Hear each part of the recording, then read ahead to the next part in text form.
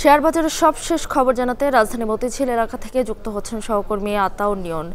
আতাউর, নিশ্চয়ই শুনতে পাচ্ছেন। চলমান পরিস্থিতিতে তো গত কয়েকদিনের লেনদেন বেশ ব্যাহত হয়েছে। আজকের শেয়ার বাজারের লেনদেন কেমন দেখছেন, কি কি তথ্য আছে?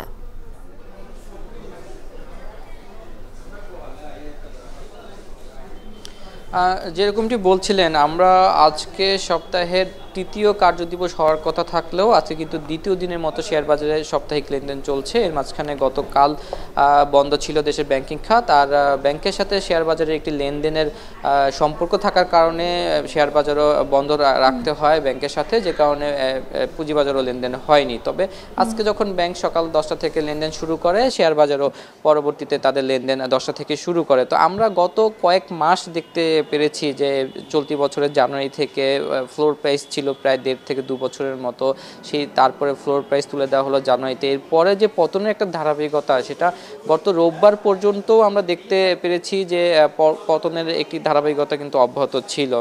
মাঝে 2-1 দিন কিছু পয়েন্ট বাড়তি হলেও পরবর্তীতে আবার সেই রোববার সপ্তাহের প্রথম দিন একটি বড় পতনের মুখ কিন্তু শেয়ার বাজার দেখে।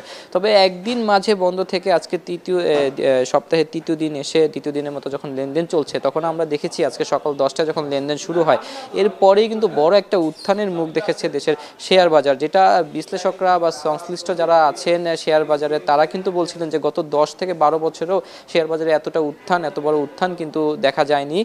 যেখানে দেখা গেছে যে সকালে প্রায় 245 পয়েন্ট পর্যন্ত ঢাকা স্টক এক্সচেঞ্জে যে প্রধান সূচক রয়েছে সেটি বৃদ্ধি পেয়েছে। এরপরে ধীরে ধীরে কিছুটা কমে 182 পয়েন্ট পর্যন্ত নেমে আসে।